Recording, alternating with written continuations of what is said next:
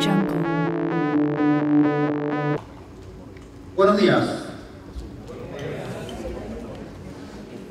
No sé si mejoramos algo en relación al saludo previo. Como se dieron cuenta, les tengo una mala noticia. Hay otro abogado parado acá adelante. Ahora, igual que Marty, yo no ejerzo las leyes, así que me he distanciado bastante de lo que significa ser abogado. A ver si eso sirve como compensación. Escuchando a Elsa y también a Marty, en esto de, Marty dijo, ojalá no hablemos de líderes. Y por otro lado, Elsa habla, ¿no es cierto?, de que la Universidad del Pacífico lo que hace es formar líderes. Bueno, se me vino a la cabeza una historia. Había una mujer, ¿no es cierto?, joven, que estaba postulando a un programa de posgrado. Y en esos programas o en esas postulaciones hay que llenar una serie de preguntas que se hacen. Bueno, había una pregunta que decía, ¿se considera usted un líder? Y entonces, esta joven mujer se encontraba con un dilema. Ella no se consideraba a sí misma una líder y sin embargo, presumía de que la respuesta que tenía que poner ahí era que sí. Que eso era clave para poder ser aceptada en la universidad. Decidió ser honesta y respondió no. Un mes después llegan las cartas, la abre con mucho nerviosismo y al comienzo dice: hemos decidido aceptar su postulación porque las otras 341 personas que hemos aceptado creemos necesitan tener al menos un seguidor.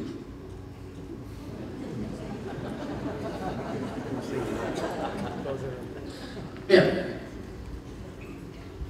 lo que voy a hacer durante la hora que sigue a continuación es tratar de quizás bajar un poco más los conceptos que ya estaba poniendo Marty arriba de la mesa. No voy a agregar ningún concepto más. Voy a tratar de bajarlos y aplicarlos a situaciones y casos muy concretos, específicamente dos casos. Son dos casos, y me van a tener que perdonar en ese sentido, de empresas chilenas. No conozco tan bien la realidad de empresas peruanas como para atreverme a entrar en ese terreno. Son dos casos donde el resultado no es el mejor. Son dos casos en que todo esto que estaba hablando Marty acerca del ejercicio de liderazgo faltó. Sin embargo, y esto es interesante, estamos hablando de dos grandes empresas. Estamos hablando de ejecutivos, yo diría excepcionales en muchos sentidos. Es decir, no estamos hablando de gente que uno podría de buenas a primeras catalogar como inefectiva, poco preparada o incluso malas personas. Muy por el contrario, buenas personas, bien preparadas, con grandes desafíos. El primero de estos casos es Canal 13.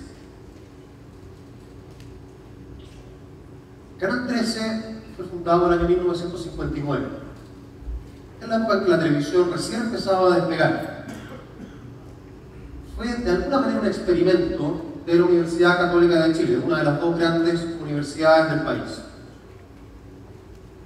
Y en la escuela de periodismo, unido un poco con ingeniería, dijeron: ¿por qué no empezamos a tener una señal de televisión abierta? Se lanzaron este experimento en el año 59, como digo, cuando casi no existían televisores. Sin embargo, en el año 62 vino el Mundial de Fútbol en Chile. Y eso significó, naturalmente, que muchísima gente comprase televisión. Por lo tanto, esto que era algo muy pequeño, muy experimental, casi un grupo ahí de universitarios armando algo, empezó a tener un cierto vuelo, empezó a tener alcance. Sin embargo, seguía siendo algo intrauniversidad, sin una identidad propia, todavía algo bastante experimental. El año 67, sin embargo, se nombra a un director ejecutivo de peso, alguien en esa altura relativamente joven, Eduardo Rodríguez, pero que probablemente ya significaba decir: esto lo vamos a tomar en serio, vamos a tener una organización, vamos a gestionar, vamos a hacer simplemente una señal experimental. Y este señor toma el canal. Hay un lapso entre medio, entre los años 70 y 74, que tiene que abandonar el canal. Es la época en que asume Salvador Allende como presidente de Chile. todo lo que son señales de televisión y demás en gran parte son intervenidas, y este señor es obligado a retirarse, pero retoma el año 74. Y empieza a haber una suerte de crecimiento al comienzo paulatino, pero durante los años 80 ya mucho más pronunciado. Empiezan las teleseries producidas internamente, gran éxito. Empiezan los grandes estelares de televisión, también producidos por el propio canal, no exportados, importados desde afuera. Empieza a crecer esto. Hacen un edificio, en esa época, comienzos de los 80, con plena crisis incluso, que pasa a ser el segundo edificio de un canal de televisión más grande en Latinoamérica, solamente superado por Globo en Brasil. Es decir, estamos hablando de una empresa que empieza a surgir con mucha fuerza. Y esto se nota en el rating. Canal 13 ya desde los años 70 en adelante empieza a ser el líder indiscutido en el rating. Número 1 siempre. Y se nota también en la utilidad. Se transforma en una empresa altamente rentable. Es una empresa que le pertenece legalmente a la Universidad Católica, por lo tanto la que se beneficia de todo esto es la Universidad Católica. Una parte importante del presupuesto de la universidad, por lo tanto, viene de las utilidades del canal. En una época además donde esta industria crecía y crecía y crecía, más y más gente miraba televisión, incluido además el hecho de que en el año 78 empezamos a tener televisión a colores, que también significa un salto cuantitativo importante. Pues bien, toda esta historia maravillosa empieza de alguna manera a mostrar algunos signos de, no sé si de debilidad, pero que llaman la atención. El año 90 asume, después de 16 años de régimen militar, un gobierno democrático.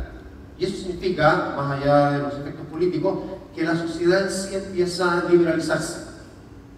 Empieza a entrar influencia externa, ¿no es cierto? Empieza ese país muy conservador a ser un poco más abierto, más liberal. Pero no solamente ocurre eso, sino que además el mercado televisivo empieza a cambiar.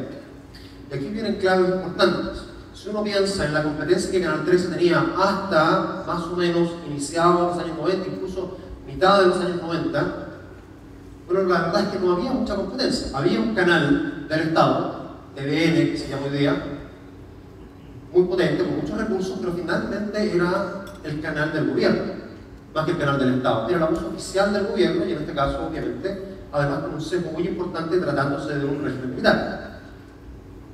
Había otro canal que le pertenecía a la Universidad de Chile, la otra gran universidad, pero una universidad que también es del Estado y por tanto, de alguna manera, esa señal intervenía por el propio gobierno. Es decir, nuevamente, una señal no suficientemente, podríamos decir, objetiva. Y además manejada por una universidad que estaba en ese tiempo en un caos. Y después teníamos un cuarto canal que era lo que se llama CB Televisión, que era también de la Universidad Católica, de Valparaíso en este caso, era como el hermano menor.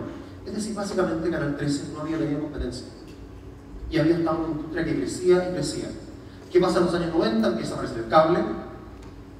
Hacia la segunda mitad de los 90 empieza a aparecer Internet. Y más aún, los canales, los otros canales, empiezan a tomar fuerza. ¿Por qué? Porque entra una lógica de privatización, hay canales nuevos que aparecen y TVN se transforma de canal del gobierno a canal público. Y después de 5 años empieza a tomar un cierto vuelo. Y más encima hay cambio en la industria propiamente tal. Canal 13 lo que hacía era producir todo, no solamente el programa, sino que la albañería, todo se hacía internamente. En los años 90 esto empieza a cambiar y empiezan a aparecer las productoras. Y los canales, por lo tanto, básicamente se concentran en yo soy dueño de la pantalla y lo demás lo externalizo, lo que los hace mucho más eficientes. El resultado de esto es que en julio del año 98, por primera vez en sus 35 años de historia ya más consolidada, Canal 13 pierde el liderazgo en la sintonía. Esto ocurre justamente en el Mundial de Francia. Chile fue al Mundial de Francia y TVN empieza por primera vez a superar a Canal 13. Pero esto se toma como otra cosa. Ese mismo mes de julio de 1998 muere Eliodoro Rodríguez, a la edad de 80 años, producto de un cáncer que había arrastrado por los últimos 3 años. Entonces nos encontramos en una situación donde ha cambiado la sociedad, ha cambiado la industria, el mercado, ya no está esa figura emblemática que había levantado el canal, y asume un nuevo director ejecutivo. Alguien que viene de fuera del canal, a pesar de que conoce bien el canal porque en algún tiempo había desarrollado todo lo que era el área educativa del canal. Este personaje se llama Rodrigo Jordán, tiene 39 años, ingeniero de la Universidad Católica, doctorado en Oxford, que 3 años antes había sido quien encabezó la primera expedición chilena que alcanzó el Everest, es decir, es montañista, una persona conocida, apreciada, y que es puesta ahí, eso es lo que dice la leyenda, por el propio Eliodoro Rodríguez en una conversación con el rector de la universidad. ¿Cuál va a ser su sucesor, Eliodoro? Rodrigo Jordán. Es decir, venía bendecido por quien había sido la gran figura del mundo. Entonces quiero que se imaginen ustedes, estando en agosto del año 1998, los zapatos de Rodrigo Jordán. No es fácil. Y entonces aquí podemos empezar a pensar qué es lo que significa realmente ejercer liderazgo. Porque uno puede decir, dado lo que está viendo ahí, quizás no sea simplemente seguir con lo que tenemos, sino que haya que empezar a pensar en ciertos cambios. Y aquí voy a colgarme de lo que Marty anunció como el OII: observación, interpretación, intervención. Cuando yo ejerzo liderazgo, hago eso, observo qué es lo que está ocurriendo, interpreto las señales que estoy viendo y a partir de esa interpretación intervengo. Básicamente lo mismo que hace un doctor, pero un doctor lo hace con un cuerpo humano. Cuando ejercemos liderazgo, lo hacemos con un cuerpo social, con un sistema social. En este caso, Canal 13. Entonces, ¿qué es lo que debería hacer Rodrigo Jordán? Primero, observar. Y no es tan obvio lo que estoy diciendo. Muchas veces tenemos la tendencia de lanzarnos rápidamente a la acción, en lugar de, por un rato al menos, detenernos y observar qué es lo que está ocurriendo. Y la verdad es que hay mucho que observar. Hay que observar todo aquello que ya dije respecto de lo que está pasando afuera, y el impacto que está teniendo en el rating, y el impacto que está teniendo en los números, indudablemente. Pero hay que observar lo que está pasando adentro. Y entonces aquí nos encontramos con, si empezamos a observar con una cierta detención, con gente que está, en cierto sentido, nerviosa, gente que está acostumbrada a un estilo más bien paternalista. Aquí había una gran figura que tomaba todas las decisiones. Gente que está acostumbrada a muchos beneficios, se ganaba bastante plata en Canal 13, los sueldos eran altos porque la rentabilidad era alta. Pero además, esto era una especie de familia. Era muy difícil que alguien fuera despedido de Canal 13. Solamente para darles una idea, de los cerca de 800 empleados que tenía el canal, ¿cuántos creen ustedes que estaban afiliados al único sindicato que existía? Todos, excepto Eliodoro Rodríguez. Incluidos los gerentes altos de la organización, eran parte del sindicato. ¿Cuál es la contraparte del sindicato? Es que no hay contraparte. Es el padre, ¿no es cierto?, cuidando a sus hijos. Todo esto estaba en el 13. Y además, que no es menor, una historia de éxitos como pocas veces se encuentra. Es decir, gente que siempre estuvo acostumbrada a hacerlo bien y a obtener buenos resultados a partir de eso que hacía bien. Eso es lo que es observable. Está ahí. No hay que indagar demasiado. Pero aquí viene la parte más compleja. Yo miro todo eso y ¿qué interpreto? Segundo paso. Y Rodrigo Jordán tenía que interpretar, porque a partir de esa interpretación iba a ser determinada intervención. Y aquí al menos existen dos posibles vías de interpretación, y voy a tomarme de la distinción que Marty ponía entre técnico y adaptativo. Una interpretación es más de carácter técnico. ¿Qué es lo que nos dice esa interpretación? En realidad, sí, los resultados últimos no son los que hubiésemos querido, no son aquellos a los cuales estamos acostumbrados. Pero esto está pasando por algo muy simple. Durante los últimos 3 años, don Heliodoro no ha estado con nosotros. Producto de su enfermedad, ha estado viajando constantemente a Houston. Y en cierto sentido, hemos estado sin él, sin alguien que tome las decisiones. Y entonces, Rodrigo Jordán es Heliodoro Rodríguez reencarnado. Él nos dejó a Rodrigo. Y por tanto, ahora con nueva energía, con nuevos bríos, con don Heliodoro de vuelta, pero con 40 años menos, podemos retomar el liderazgo que siempre tuvimos haciendo lo que sabemos hacer. ¿Por qué es una interpretación técnica esta?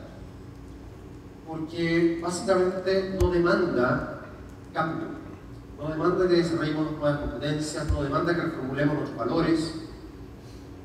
Es básicamente volver a hacer aquello que sabemos hacer bien y los resultados se van a dar. ¿Quién habrá tenido esa interpretación? Toda la gente en el canal, obvio. Como decía Barry, esta es la historia que queremos contar. Es una historia que me acomoda. Es una historia que me permite seguir siendo quien soy, actuando de la forma que estoy acostumbrado a actuar. Sin embargo, hay una interpretación alternativa, que es más de carácter adaptativo. Y esa interpretación nos dice, en realidad, no podemos seguir siendo los mismos, no podemos seguir actuando del mismo modo. Todo ha cambiado demasiado. Y esto no es sobre Heliodoro Rodríguez.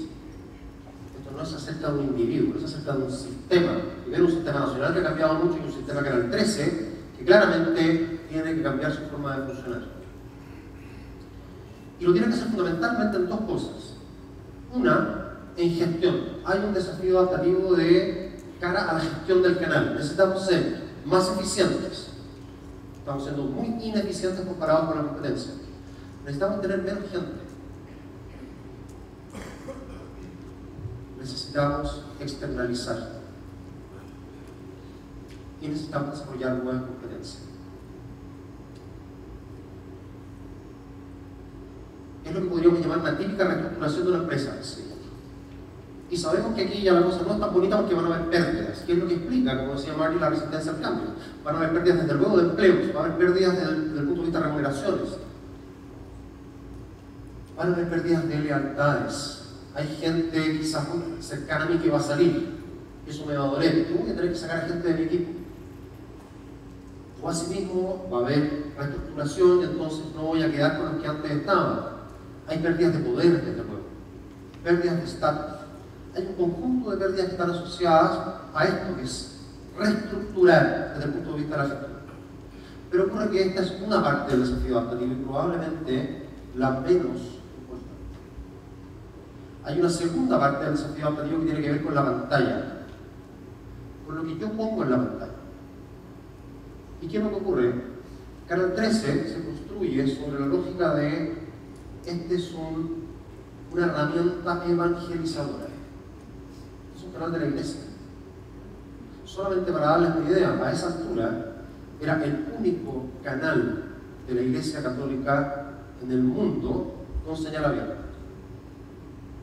No existía uno. Y entonces aquí el punto está en, ¿podemos seguir evangelizando a través de la pantalla y al mismo tiempo ser rentables? ¿Qué es lo que hemos sido durante 40 años? Pregunta difícil de responder. Pregunta que indudablemente desafía. Y esto, mucho más difícil que la parte de la reestructuración, que ya es difícil en sí. Entonces, si yo tomo la primera interpretación, básicamente entro con mucha energía a hacer lo que habíamos dejado de hacer durante los últimos 3 años porque no estaba la figura básicamente del fundador. Si tomo la segunda interpretación, necesito empezar a ejercer liderazgo, a poner preguntas difíciles. ¿Qué significaría realmente intervenir desde esta segunda interpretación? Significa que, por una parte, tengo que tener bastante cuidado con el ritmo al cual quiero hacer los cambios. Es decir, necesito aplicar una estrategia que es básica, graduar el trabajo. Si yo entro demasiado rápidamente ahí, lo que voy a generar es tal cantidad de pérdidas en la gente que la resistencia no voy a ser capaz de manejarlo. Segundo, necesito, en esa misma lógica, crear alianzas. Si yo estoy solo en esto, con las resistencias que voy a generar, voy a terminar aniquilado. Entonces necesito generar alianzas adentro del canal, por ejemplo con el sindicato, por dirigentes sindicales, por ejemplo con rostros. Aquí tenemos, por ejemplo, entre otros, ¿no es cierto?, a la ex Miss Universo, la única que Chile ha tenido en su historia, Cecilia Boloco, como uno de los rostros anclas del canal. Tenemos a Don Francisco, rostro ancla del canal. Necesito alianzas con ellos, pero no solamente eso, necesito alianzas con autoridades. Necesito tener al rector cerca. Necesito tener ojalá al cardenal cerca. Necesito tener algunos empresarios que típicamente han apoyado el canal en materia de auspicio, avisaje, cerca. Una vez que voy construyendo este ambiente contenedor, necesito también ir haciendo preguntas difíciles. Necesito preguntarme y preguntarnos si podemos, ¿no es cierto?, tener a la Virgen de la pantalla y seguir ganando plata, para ponerlo así en términos crudos. Necesito preguntarnos si podemos seguir siendo rentables con la cantidad de gente que tenemos acá adentro. Y así preguntas que son difíciles de digerir, preguntas que la gente quisiera no escuchar, porque incomodan.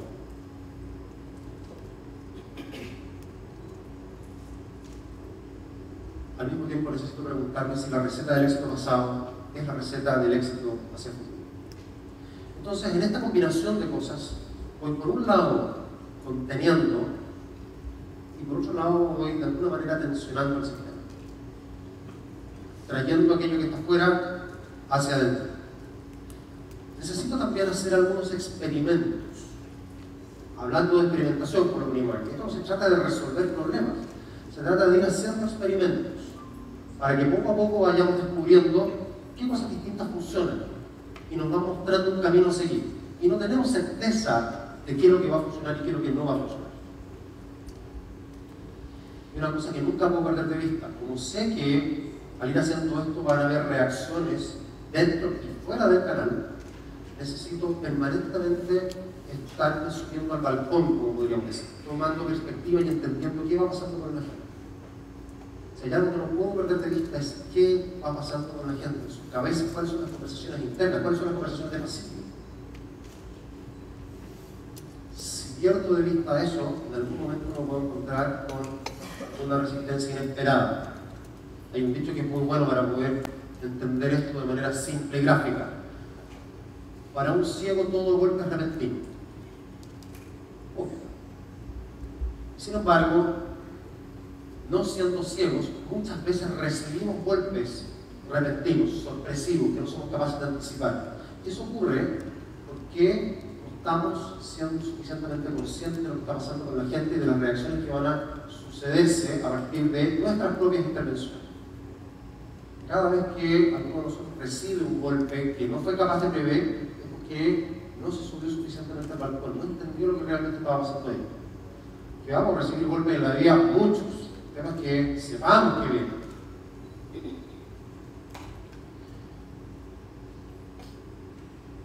Todo eso tendría que ser si es que lo miro esto desde esa interpretación de un desafío adaptativo y no técnico. De aquí viene la gran pregunta, ¿qué es lo que hizo Rodrigo Jordán? Rodrigo Jordán, lo conozco, le tengo bastante aprecio, ¿verdad? Rodrigo Jordán yo creo que entendió que había un desafío adaptativo, pero pese a entenderlo, lo trató como técnico. ¿Qué hizo? Se lanzó en una vorágine de acciones. Lanzó Canal 13 Cable, lanzó Internet, toda la expresión de Internet de lo que es Canal 13. Sacó a los sacerdotes de pantalla. En Canal 13, desde toda su historia, había dos sacerdotes muy emblemáticos que aparecían uno el lunes y el otro el viernes en el noticiero central. Los sacó. empezó a meter programas en la mirada de algunos abiertamente liberales. Las teleseries empezaron a ser distintas a lo que antes eran. Cambió completamente el área de prensa. Cambió el área de comunicaciones externas del canal. Sacó a la mitad de los altos ejecutivos del canal. Se ganó el derecho a producir por 7 años el Festival de Viña. Algo han escuchado solamente el Festival de Viña, es un mega evento que consume una cantidad gigantesca de energía. Y como si todo esto que estoy diciendo fuera poco, le cambió el logo al canal. Entonces el logo tradicional era un UC muy grande, Universidad Católica, y un 13, que es el número del dial, pequeño. Y él lo que hizo fue revertirlo, puso un 13 grande y un UC muy chico. ¿Por qué? Porque quería una identidad distinta, no demasiado ligada a lo que es la universidad o la iglesia. ¿Cuánto tiempo hizo todo esto? 1 año y medio. En 1 año y medio hizo todo esto que estoy diciendo. Desde luego, cuando yo estoy en esa vorágine, difícilmente tengo tiempo para construir alianzas, para conectarme con la gente, para entender lo que está pasando, para subirme al balcón. Y desde luego no estoy graduando el trabajo, estoy yendo muy rápidamente.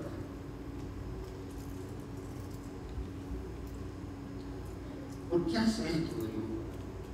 Que esto es lo interesante, una persona inteligente, con una trayectoria formidable, destacable. Cuando él asumió, la gente estaba contenta.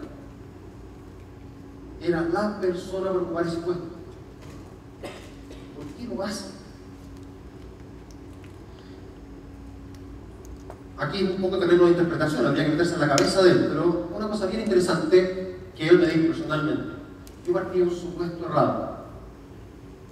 Yo partí del supuesto de que todo lo que tenía que hacerlo muy rápido. Él había visto, ¿no es cierto?, un poco lo que ya conté de lo que estaba pasando afuera, cómo eso desafiaba al canal. Él veía los números del canal y se daba cuenta que no solamente estaba cayendo el rating, sino que además estaban casi llegando al rojo operacionalmente. Y entonces el supuesto de él fue, si yo no hago algo rápido, la tendencia es dramática y este canal en pocos años va a entrar en quiebra. Y después, ¿no es cierto?, el aprendizaje, estoy hablando de una conversación 10 años después, es, en realidad, el canal 13 nunca habría quebrado. ¿Por qué? Porque, como dije antes, es el único canal de la iglesia de televisión abierta en el mundo. Y por lo tanto, probablemente muchos empresarios habrían ayudado a que esto no cayera, desde luego la iglesia.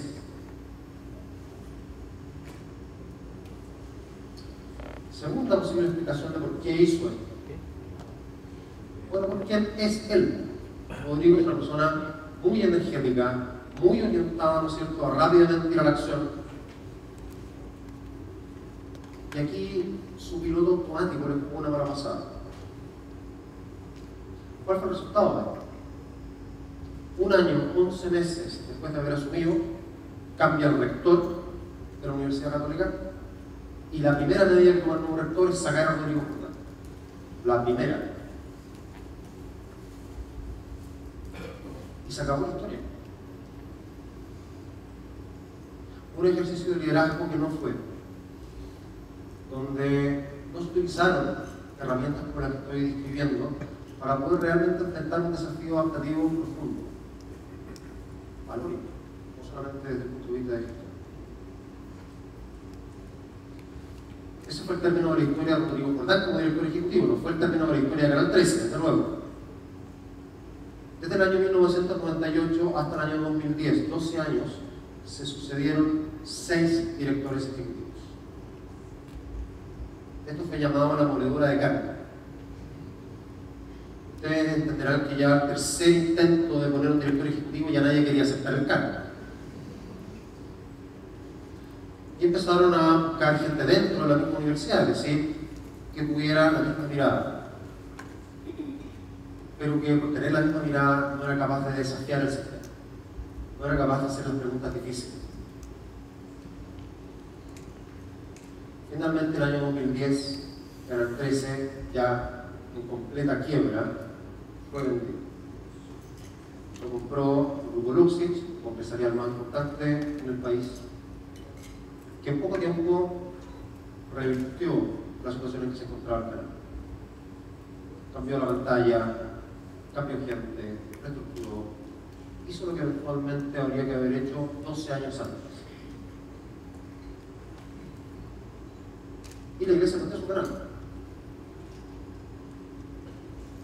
Cuando digo compró, desgraciadamente ni siquiera tuvo que poner plata, simplemente se hizo cargo de la pérdida. O sea, la universidad no recibió un solo peso por la venta del canal. Un canal que en los años 70, 80 estaba al nivel, ¿no es cierto?, de lo que podía ser un globo hoy.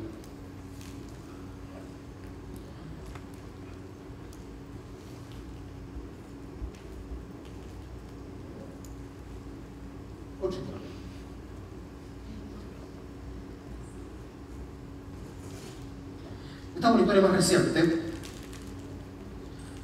Es déjenme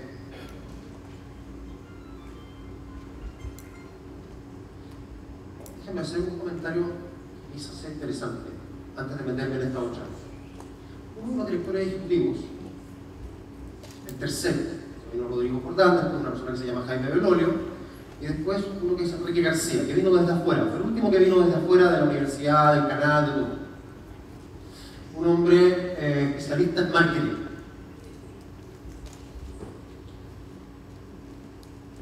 Un hombre católico, y había que ser católico desde luego para poder ser director ejecutivo del canal, pero de una mirada un poco distinta, es de los catecúmenos, es decir, muy cercano a la gente, muy de comunidades de base.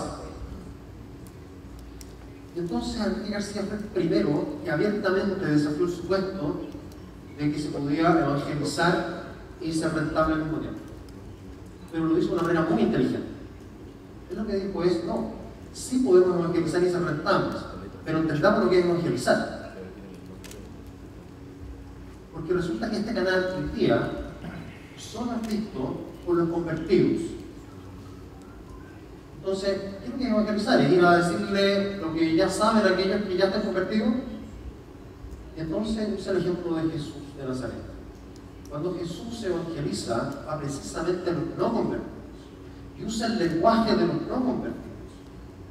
Y por lo tanto nosotros tenemos que cambiar el lenguaje, porque tenemos que llegar a todos esos jóvenes que hoy día nos ofenden, a todas aquellas personas que a esta altura, ¿no es cierto?, mitad de los años de la década del 2000, han perdido la fe en la iglesia. Tenemos que mostrar un rostro distinto. Y Enrique García se lanza con ese discurso. Fíjense cómo cambia un poco el relato, la narrativa de lo que significa ser canal de la Iglesia Católica. Empieza con realities, algo completamente impensado para un canal de la Universidad Católica y de la Iglesia. Y empieza con teleseries donde aparecen homosexuales. Imagínense el revuelo que causa eso. Pero bajo la lógica de que esto es evangelizar, logra sostenerse. Y de hecho el canal empieza a aumentar rápidamente la audiencia y empiezan a aumentar los resultados. Empieza a verse cómo avanzar la señal. Desgraciadamente, para el canal, para Enrique García, no por esto, sino por otras razones que tienen que ver con el mesianismo un poco de él, con el en algún momento creerse casi el dueño del canal, fue sacado del canal. Pero ahí había encontrado una meta que después no fue seguida por los próximos directores ejecutivos que venían desde la universidad. Fíjense lo interesante, reformular el supuesto, cambiar un poquito el relato. Bien. Esa era la luz de esperanza que en algún momento tuvo que darse. Este caso que voy a contar ahora es muy reciente. Piensa que la historia comienza el año 1955. Ese año, una persona que se llama Gonzalo Vial, de más o menos 30 años, decide formar una empresa. Y parte un pequeño emprendimiento con pollos. Inicialmente era productor de huevos y después se empieza a transformar en productor de pollos. Los chilenos con las décadas de movimiento bastante político. Le dicen bien, esta es una empresa que está instalada no en Santiago, está instalada en Rancagua. Rancagua es una ciudad satélite de Santiago, tiene aproximadamente 150.000 habitantes, está 1 hora hacia el sur, zona agrícola. Y Gonzalo Vidal, que es desde ahí, empieza con esta empresa. Y lo empieza bien. No solamente se transforma en productor de pollo, sino que con el tiempo empieza a criar cerdos. Y una empresa que inicialmente se llama Superpollo, con las décadas que siguieron se empieza a llamar agrosuper, es decir, no solamente pollo, sino que lo que nosotros hacemos es producir alimentos. En algún momento se viene a Santiago y después decide volver a Rancagua. Lo lógico era que la empresa, como prácticamente todas las empresas de importancia en Chile, tenga su sede central en Santiago. Y él intenta hacerlo y después se resiste y dice, no, esto va a ser en Rancagua. Y lo que voy a hacer es traer a ejecutivos de Santiago para que no solamente trabajen en Rancagua, sino que vivan en Rancagua. Que empieza con el tiempo a traer esos ejecutivos. Ejecutivos capaces, bien formados, de buenas universidades, con posgrados, y se empiezan a instalar allá. Se forma un grupo muy homogéneo de gente, muy capaz también, con jóvenes profesionales que mandan a sus hijos al mismo colegio, que se juntan los viernes y sábados en la noche, las familias, porque son el núcleo, ¿no es cierto?, ejecutivo de Rancagua. Y la cosa empieza a andar bien. Muy interesante, el año 82-83, con la tremenda crisis internacional, Chile muy afectado, el producto chileno cayó 16% el año 83. Desde luego, el superpollo todavía en esa época perdió mucha plata. Y Gonzalo Vidal tomó una decisión clave: nunca más me endeudo. Yo no voy a salir a pedirle plata a los bancos. Todo el crecimiento nuestro va a ser con capital propio. Y de hecho, nunca se abrió la bolsa. Esta es una empresa que llega a facturar $2.000 millones, presencia en todo el país, gran exportador, y sin embargo no se abre a la bolsa, no pide créditos, todo el crecimiento desde dentro. El año 2009, por primera vez, con un directorio. Era un directorio, más bien un consejo de amigos. Nadie más tenía propiedad dentro de nosotros.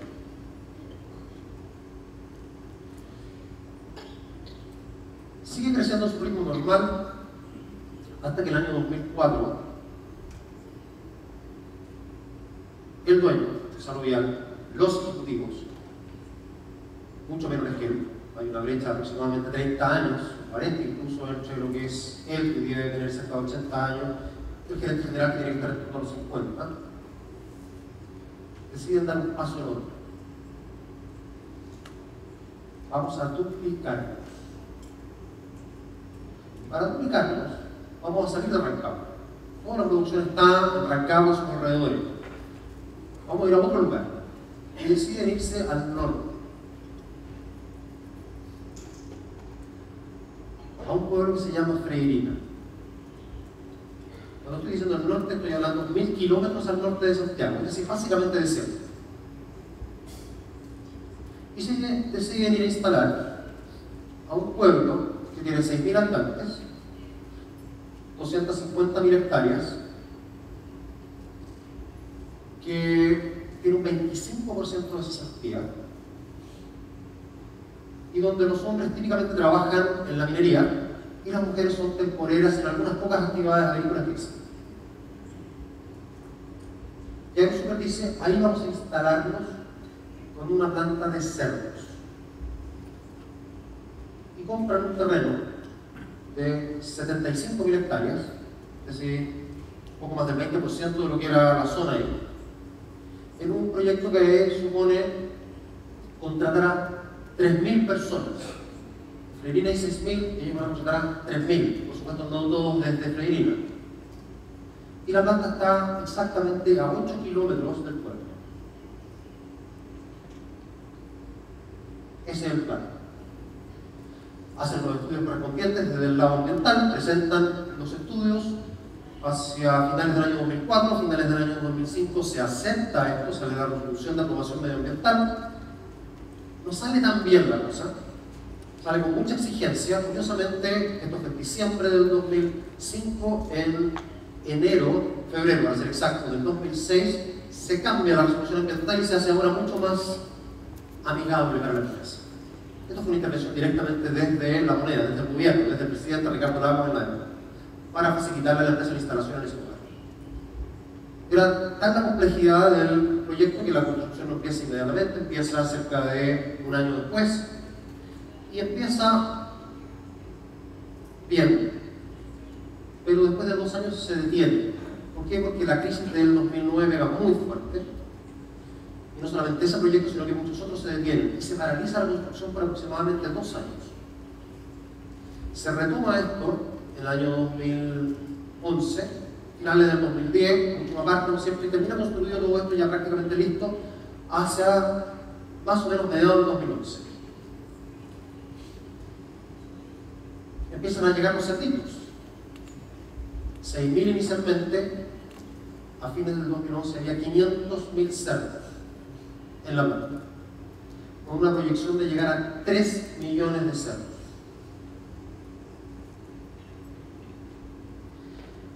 Y en noviembre del año 2011 hay una denuncia de Manos Flores presentada por un jardín infantil que se llama Amancay.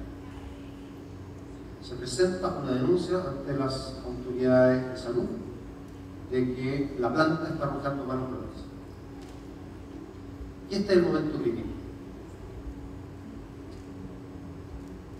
Algo pequeño pareciera ser, se salió de curso. Hay algo que no estaba dentro de los planes previstos. Entonces, de nuevo, pongámonos en los zapatos de o Gonzalo Vial, como dueño y presidente de la empresa, o de José Guzmán, como gerente general de la empresa. ¿Qué hago? Y volvemos de nuevo. Estoy frente a algo que tengo que mirar. Por lo tanto, voy a aplicar lo mismo. Observo, interpreto y eventualmente intervengo. ¿Qué es lo que observo? Bueno, observo que hay efectivamente malos olores, es medible. Pero la verdad de las cosas es que esto es lo más normal del mundo. Si yo me voy a Rancagua, o sea, eso es todos los días, es parte de lo que ocurre en una zona agrícola y en las faenas que nosotros tenemos. Observo, sin embargo, que eso es completamente nuevo para los habitantes de Freirina, que no solamente no han tenido una planta como esta ahí, sino que además en el desierto básicamente no hay olores, como si lo hay en una zona agrícola. Por lo tanto, no están para nada acostumbrados, ni siquiera al más mínimo olor. Y además ocurre que los olores se extienden muy fácilmente. El aire es limpio, hay un cierto viento, por lo tanto, estar a 8 kilómetros de distancia no significa que no van a llegar los olores. Los olores se extienden fácilmente por 50 kilómetros. ¿Observo eso? Observo que la legislación medioambiental ha estado cambiando. El año 2009 se aprueba una nueva legislación ambiental muchísimo más restrictiva que la que existía el año 2005 cuando fue aprobado la ley. Observo que en el país están pasando cosas. Año 2010, por primera vez, se detiene la construcción de una planta termoeléctrica que estaba aprobada legalmente, siguiendo todo el proceso medioambiental. Sin embargo, salen manifestaciones en las calles, en Santiago, y el gobierno, en este caso Sebastián Piñera, decide hacerle caso a sus manifestantes y detiene la autorización. Negocia con la empresa para que no se instale. Empresa francesa. Observo que el 2011 es el año de las grandes movilizaciones estudiantiles en Chile, donde los estudiantes tomaron todas las calles, todos los colegios, donde el país vive una efervescencia social. Observo que justamente en ese momento, en noviembre del 2011, está comenzando también una movilización ciudadana en Aysén, exactamente al otro extremo del país, en la parte más sur del país. La ciudadanía se levanta pidiendo mejoras de distinto tipo. Observo además que ese gobierno de Sebastián Piñera, que alcanzó una tremenda popularidad en el año 2010 con el rescate de los mineros, a fines del 2011 ha perdido casi todo ese capital político.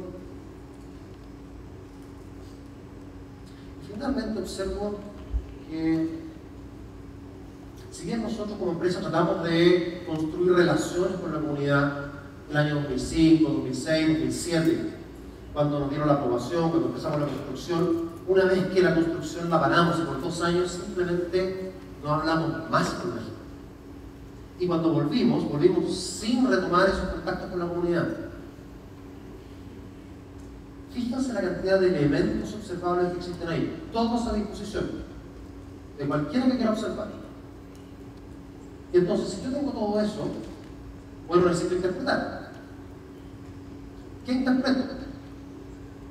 A partir de esos primeros colores, pocos colores que están saliendo de la planta y que son denunciados por este jardín infantil. Y nuevamente, tenemos una alternativa de interpretación técnica y una alternativa de interpretación adaptativa. Si lo veo desde el punto de vista técnico, ¿qué es lo que tengo? Bueno, una posibilidad sería: aquí no pasa nada, ¿qué es esto? Esto es lo mismo que tenemos en Rancagua y mucho menos. Y por lo tanto, no hay que preocuparse.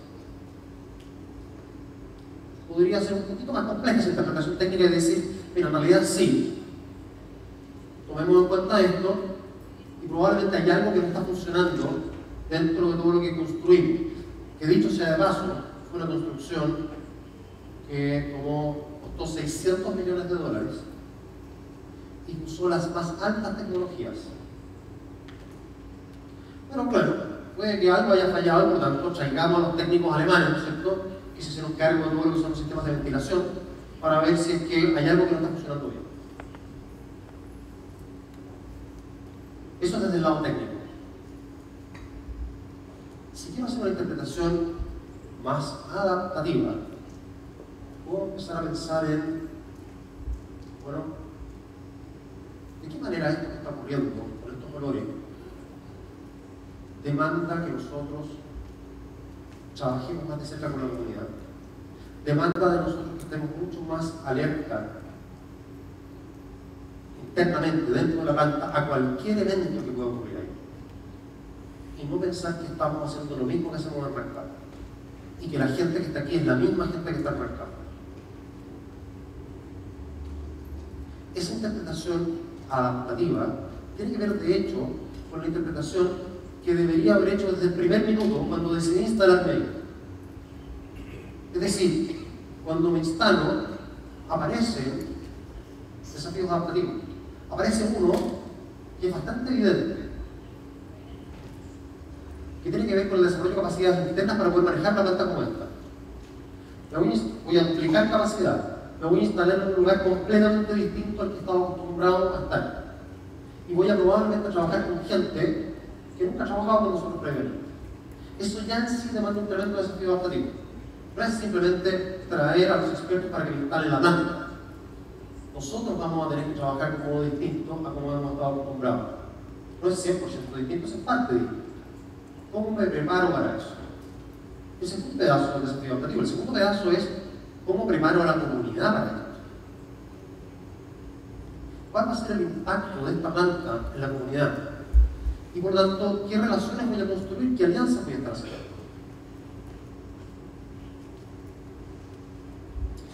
Si yo me voy por el desafío adaptativo, es decir, por esa interpretación que claramente es menos benevolente, claramente no es la historia que quisiéramos contarnos. La historia más fácil es: hemos sido exitosos en lo que hemos hecho antes, vamos adelante de nuevo haciendo lo mismo, con más tecnología, apropiada para los tiempos actuales. Bueno, si yo me voy con esa interpretación más adaptativa, ¿cómo intervengo? Debería intervenir desde el comienzo, ¿cierto? Primero, tratando de hacer que la gente sienta esto como propio. Esto es una invasión, literalmente. Y si yo no logro que la gente lo sienta como propio, probablemente esto no va a funcionar. Y para que lo sienta como propio necesito abrir conversaciones. No necesito resolver problemas con una lógica un poquito más asistencialista. ¿Sabe que le voy a instalar un colegio o esto o otro a cambio de? Necesito dejar que la gente se exprese. Necesito, como decía Marty, orquestar conflictos, no resolver conflictos inicialmente. Necesito hablarle a la gente de que aquí no es solo beneficios, sino que también hay pérdidas. Pero si lo trabajamos bien, los beneficios van a ser mucho mayores que las pérdidas, pero necesito reconocer esas pérdidas. sobre todo si lo pienso desde el punto de vista en que ya me equivoqué, que ya están estos olores, necesito también asumir una cuota de responsabilidad. Hay algo que no hicimos bien y estamos ocasionando probablemente pérdidas que sabíamos que eventualmente podían ocurrir, pero las queremos trabajar con ustedes en conjunto. ¿Por qué? Porque nos sentimos todos dueños de esto. Al mismo tiempo debería trabajar con las autoridades, aunque sean pocos los olores que salieron de ahí. Bueno, naturalmente las autoridades se van a preocupar porque tienen una denuncia por ahí y necesitan conversar con las autoridades locales, eventualmente quizás incluso con las autoridades regionales o nacionales, para que ellas sepan que estamos preocupados de esto, que estamos trabajando, para que ellos nos den recomendaciones de cómo hacerlo, para involucrarnos también en esto. Finalmente necesito trabajar con mi gente. Necesito reforzar la idea de que esto no es lo mismo que allá, y por lo tanto cualquier pequeña cosa que ocurra debe llamar nuestra atención, debemos estar alerta y debemos rápidamente empezar a tomar medidas. No podemos recibir golpes sin haberlos anticipado. Todo eso lo hago si tengo una interpretación adaptativa, y a partir de eso empiezo a tomar medidas. Medidas consensuadas con la comunidad, medidas que entre otras van a significar, por ejemplo, traer a los expertos de Alemania para que vean si efectivamente hay una falla ahí, pero que no es suficiente. Necesito que la comunidad sienta que estamos trabajando esto en conjunto. Eso es una intervención desde una interpretación adaptativa. ¿Qué es lo que hizo la empresa? Los olores empiezan a surgir en noviembre del año 2011. Hasta abril del 2012, la empresa no se apareció, no se hizo cargo, no conversó con la comunidad, no conversó con las autoridades, no le dio importancia, no alertó a su propia gente para ver qué es lo que estamos viendo aquí. ¿Y qué fue ocurriendo? Los olores empezaron a aumentar, las denuncias empezaron a aumentar. Ya no fue solamente el jardín infantil, sino que fue la junta de vecinos, la comunidad, el alcalde, que era del mismo color político además que el gobierno y que se supone tenía una cierta cercanía con la empresa. Empezaron las personas a salir a las calles, empezaron a cortar las carreteras, empezaron a poner neumáticos que incendiaron. Se empezó a transformar en un problema de orden público grave. Pero no solamente eso, sino que se tomaron la planta. Y hubo un momento, en mayo, en que dinamitaron las copas de agua que están dentro de la planta. Esto significó que la empresa tuviese que llegar, esto era básicamente un fármaco, tuviera que llegar con helicópteros para sacar a su gente de dentro de la planta. Ese dinamitar las copas de agua claramente tenía un propósito. Los cerdos se quedaron sin agua. Los cerdos no viven muchos días sin agua. Por lo tanto, empezaron a morir cerdos. Y esto, hacia finales de mayo, se había transformado en una crisis sanitaria. El presidente Piñera mandó al ministro de Salud a él. Y el ministro de Salud simplemente dijo: aquí la empresa no ha hecho su trabajo, nos dejó todo entregado a nosotros y nosotros vamos a cargo. Y le dio la espalda a la empresa. Y ordenó el cierre transitorio de la empresa, de la planta, y obligó a sacar a los cerdos de ahí. ¿Cómo se sentirían ustedes si fueran Gonzalo Vidal, José Guzmán, la gente de la empresa, cuando el gobierno empieza a hacer todo esto? No solamente mal, traicionados. ¿Por qué? Porque yo soy un empresario que aporta al país. Esta es una empresa que realmente ha aportado mucho al país. Yo aporto a los políticos, a las campañas, y además somos del mismo signo político que este gobierno. Y resulta que este gobierno de buenas a primeras me da la espalda. Nosotros que estamos ayudando a que haya más trabajo, que era uno de los focos principales del gobierno de Piñera. Nosotros que estamos haciendo empresas donde nadie más hace empresas, donde hay una tremenda cesantía. Ahora nos encontramos con que el gobierno mismo nos da la espalda. ¿Para qué decir la comunidad? Y sin embargo, la empresa se resistía a aceptar esta realidad. Solo en junio, finales de junio, Gonzalo Vial, dueño de la empresa, aparece en una entrevista en el Mercurio pidiendo perdón. En junio, cuando los primeros colores fueron en noviembre, es la primera vez que la empresa da una señal de salir de su posición un poco de dentro de la fortaleza. En noviembre, porque esto no estaba resuelto, los olores seguían ahí, pese a que vinieron los técnicos alemanes, pero había un cuento que el olor, no voy a entrar a la parte técnica, aquí estamos hablando de desechos de cerdos, ¿no? Piscinas de desechos de cerdos. El olor tiene que ver con, se neutraliza con unas bacterias. Lo que había pasado, entre otras cosas, es que el sistema había fallado, por lo tanto se estaban generando las bacterias murieron. Pero regenerar todo eso no es simplemente arreglar la tecnología, sino que tenían que regenerarse las bacterias y eso toma tiempo, toma 2 o 3 meses. Por lo tanto, los olores siguieron por mucho tiempo. En noviembre, finalmente, la COREMA, que es la Comisión Regional de Medio Ambiente, le quita la autorización para funcionar a la empresa. Y emite otra que es muchísimo más exigente desde el punto de vista de las condiciones. Entre otras, que ya no voy a lograr tener 3 millones de cerdos. En diciembre del año 2012, la empresa decide irse.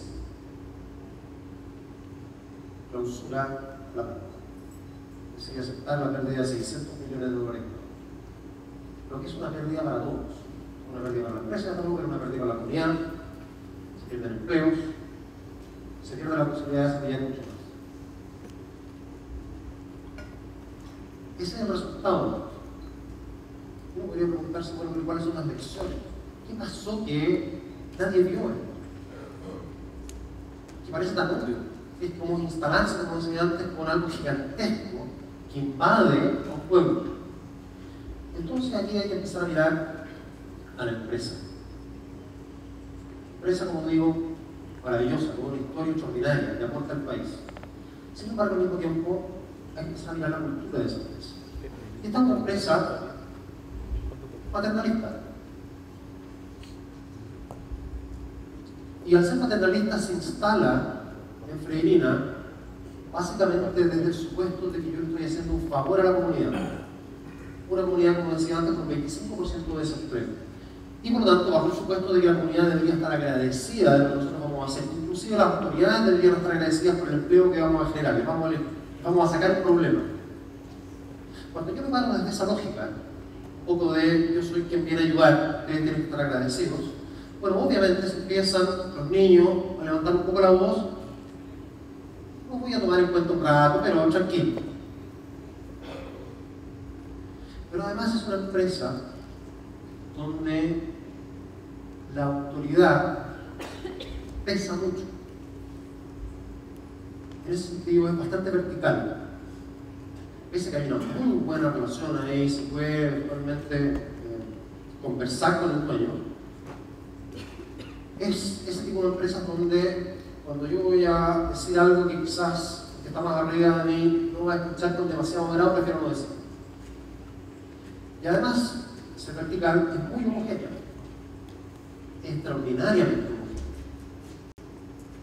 Como decía, son todos estos ejecutivos amigos instalados en Rancagua y se llega a esta lógica, ¿no es cierto?, que me encanta, como he dicho, cuando todos piensan igual, es señal de que nadie piensa. Y eso es lo que está pasando acá. Estamos todos tan acostumbrados a vivir dentro de este círculo cerrado que al final decimos lo mismo, transmitimos lo mismo, pensamos igual, pero eso significa que en la práctica nadie está pensando. Entonces cuando lo miramos desde ese lado, sumando además la trayectoria, igual que en Canal 13, de éxito tras éxito, tras éxito, tras éxito, me empiezo a volver ciego. Y entonces me empiezo a atender a aquellas cosas que son distintas a lo que yo esperaba.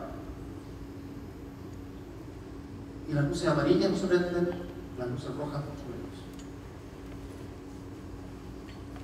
Buena gente, muy buena gente, muy bien intencionada, muy buenos funcionarios, y fallan dramáticamente. Uno podría que hacer en cualquier empresa, ¿no es cierto? Una falla de esta naturaleza le costaría la cabeza al gerente general. En esta empresa, obviamente que no.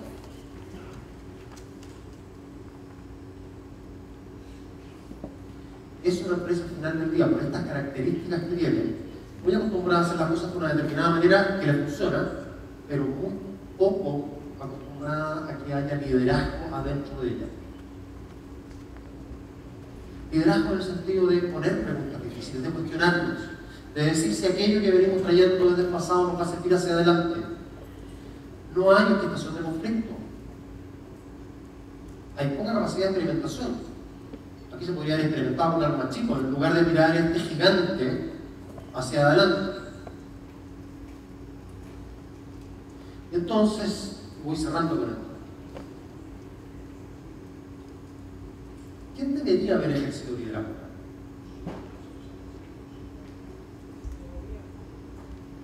El gobierno. El gobierno ha ejercido bastante liderazgo desde lo que son los intereses del gobierno.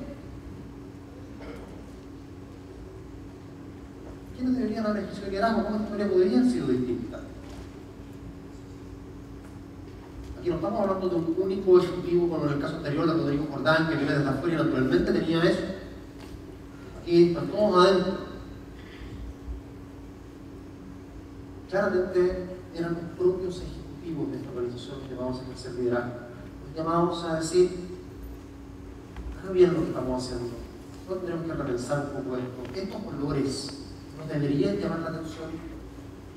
Deberíamos entonces quizás ir a preguntarle a la gente, ir a conectarnos con ella y no tomarnos como niños, ¿no es cierto?, que son favorecidos por las cosas que nosotros hacemos y se reclaman, bueno, que reclamen un rato, pero en la práctica nosotros tenemos el control de esto. Eran los propios ejecutivos, ni siquiera había que esperarlo de Gonzalo Vial. No solamente por la edad, sino porque, bueno, es su forma de ver el mundo. Pero gente más joven probablemente está más sensibilizada en torno a lo que son los desafíos del mundo actual. Y esto de las comunidades está ahí. Y estaba pasando. No era la primera vez que se empezaba a alzar la voz. Voy a ser más duro todavía. Quizás dentro de los ejecutivos quienes más tenían la posibilidad de ejercer liderazgo era, por un lado, los otros corporativos, que tenían la mirada puesta afuera. Por lo tanto, debería estar más en conexión con lo que está pasando en la comunidad, qué está pasando en el gobierno, en las autoridades, y traer esa voz hacia adentro, y por recursos humanos. Porque las otras gerencias están mucho más enfocadas hacia lo que es el negocio propiamente tal, están focalizadas en sacar adelante la planta, pero los recursos humanos están viendo lo que es esta organización. Y al ver lo que es esta organización debería darse cuenta de que probablemente no es el lugar más propicio para que la gente levante voces alternativas. Y entonces necesito empujar el que se levantara esa voz. En otras palabras, y esto tiene que ver con el rol profundo, a mi juicio, de recursos humanos dentro de una organización, no solamente de recursos humanos, pero especialmente de recursos humanos. Recursos humanos está mucho más allá debería estar mucho más allá de lo que son pagos de sueldo, planilla, gestión. Tiene que tener un rol estratégico de cara a mirar la organización. ¿Quién mira la organización? Lo voy a poner aprovechándome, ¿no es cierto?, de que Mark Gay hizo alusión a un libro que acabamos de sacar, que se llama Capacidad Adaptativa. Recursos humanos, entre otros, tiene la posibilidad de tener una mirada puesta en la organización y preguntarse, ¿cuánta capacidad adaptativa tiene esta organización? ¿Qué estamos haciendo para que el ejercicio de liderazgo acá sea más fácil? Que la gente pueda tener opiniones distintas, que haya discusión, que haya capacidad de experimentación. Todo eso son rasgos de una organización con más capacidad adaptativa y que por tanto no sigue con anteojeras hacia adelante, sino que va mirando. Y a partir de eso va observando, interpretando esas señales y preguntándose qué tiene que ser distinto. ¿Qué de aquello que somos debemos conservar? ¿Qué de aquello que somos debemos cambiar? Y a mi juicio ahí radica uno de los roles centrales, estratégicos de recursos humanos. Mirar la organización, preguntarse cuánta capacidad adaptativa tiene. Al final del día, esto es volver a Darwin, y decirnos, ¿no es cierto?, que son las especies más fuertes las que sobreviven y aún las más inteligentes, siendo las más proclives al cambio. ¿Y quién se está haciendo esa pregunta dentro de la organización? ¿Más proclives al cambio? Muchas gracias.